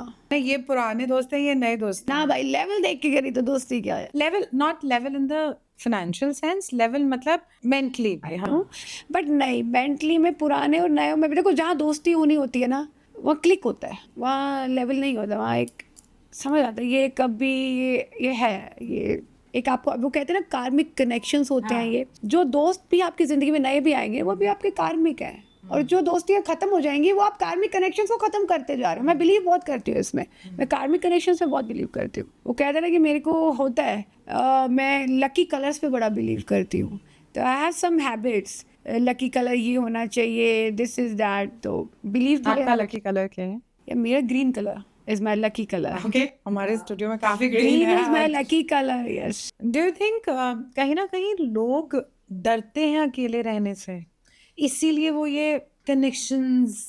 लोनलीपन है ना, वो हर कोई डरता है, और ये विद एज ज़्यादा डर हो जाता है, छोटी एज में कम होता है, 40 से ऊपर जाते ही ये डर ज़्यादा हो जाता है। वुमेंस में क्यों होता है, मेनोपॉज भी आ रहा है, प्री मेनोपॉज भी आ रहा है, तो ये डर आपको लगता ही रहेगा। जब ये डर आने लगता है ना, हम दोस्ती ज़्यादा जब ही बनाते हैं। कई जगह हम देखते हैं कि कुछ ऐसे लोग होते हैं जिनको बहुत ग्रुप्स चाहिए, बिकॉज वो अंदर ही अंदर खाली है, और उनमें बहुत अच्छे लोग भी होते हैं। देखो वो कहते थे, हम कहते थे यार वो तो वेला है, वो तो हर जगह घूम रहा है, नहीं, वो अपने लोनलीपन को ख़त्म कर रहा है। उस पर जस्टिफाई करना ये चाहिए कि वो बेचारा खुद ही दुखी है, ना कि जजमेंट पास करनी चाहिए, जो कि लोग करते हैं, लड़कियां ही करती हैं। हर जगह लड़कियों का ही होगा कि वही जजमेंट देंगी कि यार वो ऐसे ऐसे ऐसे। नहीं जी, आप उसकी ज़िंदगी तो देखिए कि पति कहीं है, बच्चे बात नहीं कर रहे हैं, वो क्या करे? वो गलत हो गई तो यार वो तो बेकार है, वो तो उसने ओपन रिलेशनशिप में रह रही है, वो तो वहाँ है। जब वो दोस्तों में भी रह रही है तो भी वो तो भाई बहुत ही वेली है। नहीं, वो अपने लोनलीपन को ख़त्म करने के लिए जा रही है, दोस्तों से मिल रही है, अपना टाइम इन्वेस्ट कर रही है कहीं ना कहीं एक रियल फ्रेंडशिप के लिए, जो पता नहीं कब मिले। मुझे लगता है ऐसे लोग तो बहुत बहुत मिसयूज्ड भी होते हैं। बहुत ज़्यादा होते हैं, बहुत ज़्यादा। मेरी नॉलेज में बहुत होते हैं यार। मैं ये कहती हूँ कि तुम मत कर सबका, अपना कर। मतलब आप जाओ, अपने ऊपर ध्यान रखो, अपना टेक केयर करो, कोई काम नहीं आएगा। आपकी हेल्थ, मैं हमेशा एक चीज़ बोलती हूँ, सपोर्ट करती हूँ, हेल्थ पहली चीज़ है। खुद फिट रहो, खुद बढ़िया रहो, जब भी आप दूसरे का ध्यान रखोगे। आप खुद ही नहीं रहोगे तो आप दूसरे का क्या रखोगे? आप कैसे बच्चों का ध्यान रख पाओगे, कैसे अपने घर में रह पाओगे? तो जितना वो टाइम हम दूसरे में लगाते हैं ना, उतना फिटनेस में डाल दो, एनर्जी भी लगेगी, खुश भी रहोगे, कपड़े भी बढ़िया लगेंगे, खुशी भी अलग मिलेगी कि खुद पे टाइम इन्वेस्ट किया यार। Mental health and physical health बहुत इकट्ठे चलती है। मेंटल भी जब भी सही रहेगा जब आप फिजिकली फिट हो। बहुत ज़्यादा इसको बैलेंस करना चाहिए। तो हम ना थोड़ा सा अब यहाँ पे क्या करेंगे, आप सोचो आप बोल्ड ट्रुथ के सेट पे हो, आप सोचो आप ब्लाजियो में हो। मैं कुछ टॉपिक्स दूंगी, B raw, B original. So my first topic is toxic. Toxic is something very negative, जहाँ से फील आ जाए कि घुटन हो रही है, अच्छा नहीं लग रहा है, एंजाइटी स्टार्ट हो गई है, वहाँ उस टॉक्सिसिटी से बचो, भाग जाओ, कंप्लीटली अवे हो जाओ। ऐसा काफ़ी बार होता है, हम कहीं गए होते हैं और हमें खुद को फील हो जाता है, बट हमें समझ नहीं आ रहा था ये क्या करें इस सिचुएशन में। दूसरे को मत देखो, अपनी सोचो। टॉक्सिसिटी आप ले रहे हो, be aware and move on. Okay, next topic, हम सिर्फ समझेंगे कि ये क्या है और क्यों होता है। Extra marital affairs. Extra marital affairs होते हैं जब आप बहुत बार कोशिश करते हो अपने ही पार्टनर के साथ, उसके साथ लॉयल रहने की, और जब वो पार्टनर नहीं रह पा रहा, और जब आपके दिमाग की बत्तियां खुलती हैं और आपको लगता है कि आपने पूरी ताउम्र टाइम ही वेस्ट किया है, अपनी सारी अटेंशन वहाँ देके, वहाँ से ही कहानी स्टार्ट होती है एक्स्ट्रा मैरिटल की। और जब एक्स्ट्रा मैरिटल होता है ना, तो उसके अंदर लड़की की और लड़के की बराबर ही गलतियाँ होती हैं। लड़का पहले जाएगा तो लड़की होएगी, लड़की पहले जाएगी तो लड़का क्यों बैठेगा भाई, वो भी जाएगा। तो ये इसकी जो है ना एक बुनियाद, वो यहीं से स्टार्ट होती है। आप अपने परिवार में जब एक दूसरे को इतना ज़्यादा टॉर्चर करना स्टार्ट कर दोगे ना, आप एक दूसरे के साथ खुश ही नहीं रह रहे हो, तो आप ढूंढोगे एक्स्ट्रा मैरिटल अफेयर्स, आप जाओगे, आप भागोगे, आप रोक नहीं पाओगे, और कहीं ना कहीं एक्स्ट्रा मैरिटल का फायदा तीसरा बंदा ही उठाएगा, और वो भी कुछ टाइम के लिए उठाएगा, जहां से उसको वो चीजें आनी बंद हो जाएगी, वो भी नहीं उठाएगा। तो ये शादीशुदा औरतों को जाना नहीं चाहिए, क्योंकि कोशिश करके उसी घर में अच्छे से अपना दोबारा बॉन्ड बनाओ। लड़कों को भी नहीं जाना चाहिए, कभी उनको गलत फहमी हो, कितनी चीजें अपनी, कितनी प्रॉपर्टीज को बांटते घूमेंगे फिर। तो ध्यान रखना चाहिए दोनों को ही। आजकल तो लॉ भी बहुत स्ट्रिक्ट हो गया है। मैं तो कह रही बहुत अच्छी बात है, लड़के को भी उतना ही डरना चाहिए, लड़की को भी उतना ही डरना चाहिए, जब ही शायद कुछ हो पाएगा। चीटिंग स्टार्ट कहाँ से होती है? आप चीटिंग को क्या मानते हो, आप बताइए पहले। मेरे लिए चीटिंग एक फेलियर है, बिकॉज मैं एक हीलर हूँ, मैं एक रिलेशनशिप कोच हूँ। मुझे ये लगता है कि अगर मेरे और आपकी नहीं बन रही ना, तो मैं धोखा देने के बजाय ना पहले मूव आउट कर लूँगी। ठीक है, मैं मानती हूँ कि फाइनेंशियली इंडिपेंडेंट नहीं हूँ, बड़े सारे रीजंस हैं, फैमिली प्रेशर है, बट देन कहीं ना कहीं at the end of the day cheating मुझे खा जाएगी। डीप डाउन मैं ख़त्म हो जाऊंगी इस चीटिंग में। चाहे वो पार्टनर को पता चल जाए, बच्चों को पता चल जाए, या पब्लिकली पता चल जाए, वो तो चलो एक अलग बात हो गई, बट रोज़ का वो जो झूठ है ना, वो मुझे कैंसर भी दे सकता है, वो मुझे स्टमक में भी प्रॉब्लम्स देगा, मेरे को हर तरीके की बीमारी देगा। आप ये देख लेना, मतलब मैं हीलिंग करती हूँ, मैं इसीलिए बता रही हूँ, मेरा थॉट प्रोसेस चीटिंग को लेकर बहुत अलग है। तो मुझे ये लगता है कि अगर कोई रिलेशनशिप ठीक नहीं है, नमस्ते करो, हाथ जोड़ो और निकल जाओ, उसके बाद देखी जाएगी क्या हो। देखो चीटिंग होती पता है कैसे है? इनसिक्योरिटी से। आप बिना बात करे, बिना एक दूसरे को समझे, आप मन में कहानियाँ बना लेते हो, ओवर थिंक, और चीटिंग वहाँ से आपको फील आती है कि हम ना बच गए। पहले तो धीरे धीरे बचते हैं, फिर हमें दूसरे या किसी भी चीज़ में, आप काम की ले लोगे तो फाइनेंशियली हम सोचेंगे हम वहाँ से कुछ फ़ायदा अपना देख लें, दूसरे इंसान को ना बताएं।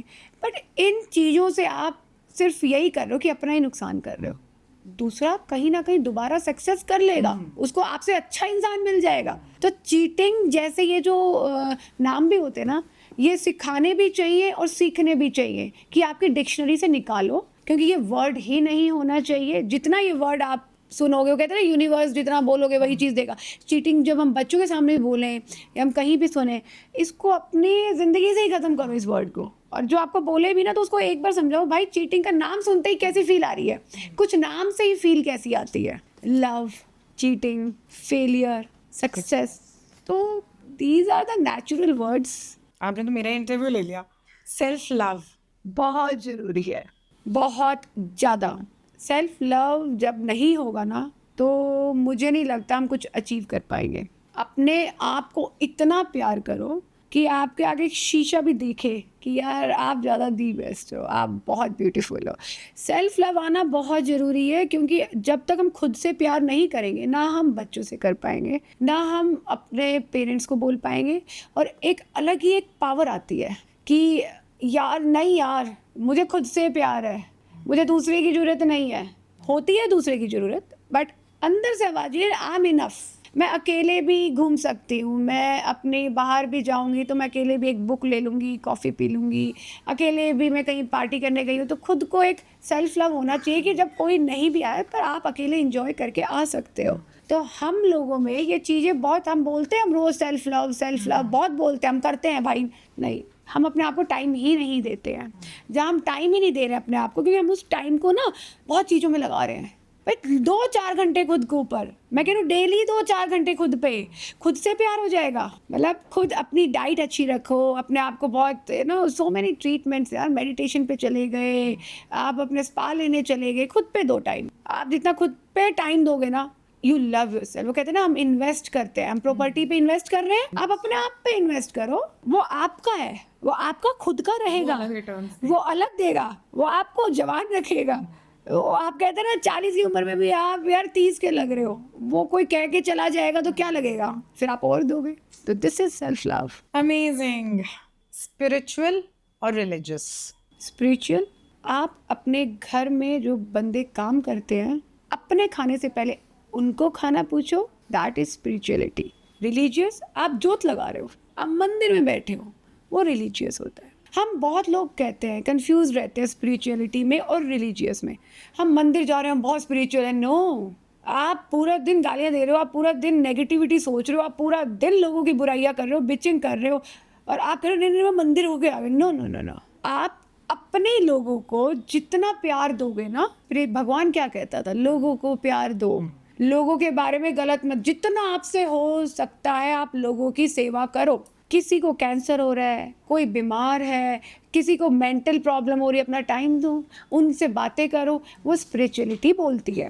रिलीजियस बोलता है आप आज उस मंदिर में कितना चढ़ावा दे रहे हो, आपने वो भगवान के दर्शन कराए, आप उस ज्योतिर्लिंग जाए आए। भाई सारे भगवान वही हैं आपके अंदर। जिस दिन आप लोगों का भला करोगे, भगवान ऊपर से देख रहा है, आपको ही देगा। आपके घर में ही मंदिर है, फिर भटकने की जरूरत ही नहीं है। जगह जगह जाके मैंने 12 ज्योतिर्लिंग कर लिए, मैं तो धन्य हूँ, मैं बढ़िया, मेरे को स्वर्ग मिलेगा। तूने पूरी उम्र गालियाँ दी है लोगों को, तुम्हें कहाँ से स्वर्ग मिलेगा? आपने पूरी उम्र कोसा है लोगों को, आपने पूरी उम्र उनके साथ हेट्रेड करी है, आपने कभी प्यार नहीं दिया, आपने कभी बात नहीं करी। आप कहते हो नहीं, आप माँ बाप की सेवा नहीं कर रहे हो, आप वहाँ जाके उस पुजारी को बड़ा पूछ रहे हो। वो पुजारी क्या पता दारू पी के पड़ा रहता है या क्या काम करता है, लेकिन नहीं, आपको वही अच्छा लग रहा है। वो कहते हैं ना दान भी करना है ना, मुझे कई लोग कहते हैं एक हाथ से दो दूसरे को ना पता लगे, भाई मेरे को ये चीज़ें समझ नहीं आती। दान करना है ना, उन गरीबों को दो, उन लोगों को दो जिनको बहुत ज़रूरत है। हमारे गाँव में जब हम जाते हैं, लोग मर रहे हैं यार बीमारियों से, आपको देना है ना, सीधा ऐसे लोगों की सेवा करो। आपको क्या ये चढ़ावे चढ़ा के क्या मिलता है? बड़े सारे लोग देते हैं, जितना ज़्यादा चढ़ावा उतना ज़्यादा पाप, ये मेरा एक सीधा सा है। और जितना कम पैसा दोगे आप, अंदर से आप धन्य, आपको पता है आपने कोई काम गलत नहीं किया है। गलत काम मत करो, आप भगवान साथ है। गलत करोगे कोई भगवान नहीं बख्शेगा, अपने कर्म यहीं भोग के जाओगे। तो ये चीज़ स्पिरिचुअलिटी और रिलीजियस बोलता है, प्रॉपर डेफिनेशन मेरे लिए तो यही है। लेकिन और लोग क्या बोलते हो, I am more spiritual, I am not. मुझे याद है, मैं गुरुजी के अलावा, मैं सबसे पहले तो मेरी स्टार्टिंग हुई थी जहाँ से मैंने सीखा था, निज़ामुद्दीन पीर से। मैं दरगाह पे जाती थी, मुझे बचपन से ना, मेरे घर के पीछे भी एक दरगाह होती थी, मुझे अगरबत्तियों का बड़ा शौक था। मेरी शादी होने के बाद मेरे को पता लगा मेरे फादर इन लोग भी दरगाह पे जाते थे, पानीपत। तो जब मैं दिल्ली चंडीगढ़ यहाँ पर आई, सॉरी गुड़गांव आई, तो निज़ामुद्दीन पीर का मुझे पता लगा, मेरी बेटी हो गई थी, मैं वहाँ गई, मुझे बड़ा अच्छा लगा, मुझे अच्छी फीलिंग आई। मैंने पीर से अपनी स्टार्टिंग करी, एक जिसको आप कहते हो अच्छा लगता था। गुरुजी आए मेरे कोविड में, उसके बाद मुझे गुरुजी में क्या अच्छा लगता है, अच्छे से लोग जाते हैं, खुश होते हैं, लंगर खाते हैं, बढ़िया फील आती है। आज जब कोई मुझे कहे मेरे को ज्योतिर्लिंग जाना है, वहाँ जाना, मैं हाथ जोड़ लेती हूँ, मैं मेरे नाम का तो मिला प्रसाद, मेरे प्रसाद भी नहीं चाहिए, कुछ नहीं चाहिए, क्योंकि मेरे को पता है मैंने कुछ गलत करा ही नहीं जो मैं ऐसा कुछ करूँ। आप अच्छा करते रहो, खुशी मिलती है मंदिरों में जाके, वो एक खुशी है, वो एक हैप्पीनेस है, अच्छा लगा। स्पिरिचुअलिटी ज़्यादा चाहिए, रिलीजियस तो यार कोई भी इजीली कर लेता है। रिलीजियस क्या होता है, सारे जाए हो मंदिरों में, स्पिरिचुअल बनो ना, दिल से बनो ना। जरूरी नहीं जोत लगा दी, आप दिमाग तो चलाए रख रहे हो। दिमाग आप ये पूछो कि आपकी जो लेबर काम कर रही है, आपके आसपास वाले काम कर रहे हैं, आपके सर्वेंट्स काम कर रहे हैं, उन्होंने आपसे पहले खाना खाया हो, वो काम जब ही करेंगे, उनका पेट पहले भरा हो, तो ये बहुत ज़रूरी है। एंड घर में टू बिगिन, मतलब मेरे हिसाब से सबसे पहले घर से शुरू करना चाहिए। तो आपके हेल्पर्स हैं, उनसे शुरू करो, फिर बाहर जाके कहीं और स्पिरिचुअलिटी और दान पुण्य करने यार की। दान पुण्य, अपने घर को मंदिर बनाओ ना, घर ही मंदिर है, तो जरूरत ही नहीं है। मेरे घर में शूज़ अलाउ नहीं है, मैं बाहर ही शूज़ निकलते हैं। तो ऐसा कोई मेरा पता नहीं महल नहीं है, मेरा बहुत छोटा सा घर है, पर आदत ही नहीं डाली, क्योंकि मेरे को है कि नहीं, घर में नेगेटिविटी आती है जूतों से, बाहर छोड़ो, आप ऐसे अंदर जाओ। तो मेरे को बहुत अच्छा लगता है, मुझे पता है मेरा मंदिर है कैसे है, और मैं उसी में खुश हूँ। मुझे कोई गुरुजी के जाती हूँ तो लंगर खाने के लिए, that is a medicine for me, वो मेरे को रिचार्ज करती है। और गुरुजी वाली जगह इतनी ब्यूटीफुली है, खुशी होती है सेवादारों से बात करके, लगता है अपने वो घर से पहुंच गए हैं, भिवानी वाली फील आती है मुझे, बहुत अच्छा लगता है गौरव भैया के साथ, सबके साथ, तो वो एक डिफरेंट फीलिंग है। बोल्ड ट्रुथ से वापस आते हैं, हम नेहा कुमरा शो पे हैं। Hi, welcome. What is one truth about relationship that people are just not ready to hear? एक ऐसी चीज जो आपको लगता है कि रिलेशनशिप्स के बारे में जो लोग एक्सेप्ट करने को तैयार नहीं है। एक दूसरे की रिस्पॉन्सिबिलिटीज, एक दूसरे का बर्डन, फाइनेंशियली, इमोशनली, बैगेजेस होते कई बार दिमाग, मैं तो नहीं कर सकते, ना मेरे बस का नहीं है। तुम इन चीज़ों से जब वहाँ बचने लगोगे ना, रिलेशनशिप वर्क नहीं करते हैं। और ये बहुत ज़्यादा हो गया, अब सब अपना अपना सोचते हैं, तो उनको ये लगता है कि हमें ये बर्डन नहीं उठाना, दूसरा नहीं उठाना, भाई हम अपना ही उठा लें।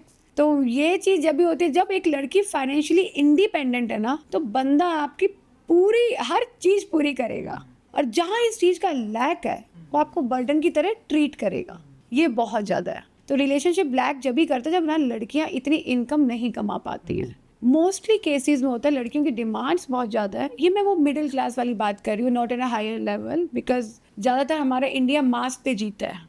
तो ये बहुत ज़रूरी है लड़कियों का इंडिपेंडेंट होना, वहाँ से एक वो सिक्योर्ड इन्वायरमेंट होने लगेगा, और एक रिस्पॉन्सिबिलिटीज़ भी ऐसे लगेगा, नहीं यार वर्थ इट है, इज्जत आ जाती है। आई थिंक लड़कों को भी ये लगने लगता है she is not here for money, जैसे आजकल लड़के बोलते हैं ना गोल्ड डिगर है, जो वो खुद ही कमा रही है, तो तुम क्या ही दिलोगे, अब तुम्हें सिर्फ रिस्पेक्ट ही चाहिए अब हमें इन रिटर्न रिलेशनशिप। तो ये एक सबसे बड़ा एक पॉइंट है। सौम्या, मैं आपको जाने देने का ना बिल्कुल मन नहीं कर रहा, बट टाइम है, हमें आई थिंक दोबारा मिलना चाहिए। But before I let you go, आज जो भी हमें देख रहे हैं, सुन रहे हैं, जिन्होंने अभी तक ये पॉडकास्ट देखा है, एक कोई मैसेज उन सबके लिए। यार मैं बस इतना ही बोलूँगी, जितना हो सकता है, ज़िंदगी बहुत छोटी है, निकल रही है, बस भाग रही है। हो सके जितनी इज्जत, जितना प्यार देना एक दूसरे को दो, रिलेशनशिप्स को बनाओ, प्यार से ट्रीट करो। आप जो अभी तक जो हो गया ना, भूल जाओ पास्ट को, नए तरीके से ज़िंदगियाँ स्टार्ट करो। जिसकी लाइफ में बहुत कुछ हो भी गया हो वो भी, हार मत मानो ज़िंदगी का। ये ज़िंदगी वाकई में नहीं मिलेगी, ये कुछ नहीं आएगा, सब कुछ एक ही चीज़ रहेगी, प्यार, इज्जत, रिस्पेक्ट, लव, अफेक्शन, सब यही है, सब कुछ यही है। बिलीव करो, आपके साथ अच्छा होगा, आपके साथ बहुत अच्छा होगा। नेगेटिव मत रहो, टॉक्सिसिटी में मत जाओ, be strong, be independent and be real. Thank you so much, Thank thank you you. Thank so you, much Neha. For coming. इतने सारे इंसाइटफुल ग्राउंडेड थॉट्स से, मतलब ऐसे लग रहा है कि मैं किसी ऐसे इंसान से बात करी है मैंने जो बहुत ऊंचे लेवल पे है। मुझे जो फीलिंग आई कि मैंने जैसे आपके फादर से आज बात करी हो, कि उस लेवल पे होने के बाद भी कैसे ग्राउंडेड रहा जाता है, जमीन पे जुड़े रहना बहुत जिसे ज़्यादा कहते हैं ना। जरूरी है, बहुत। Thank you so much. Thank you यार। Thank you.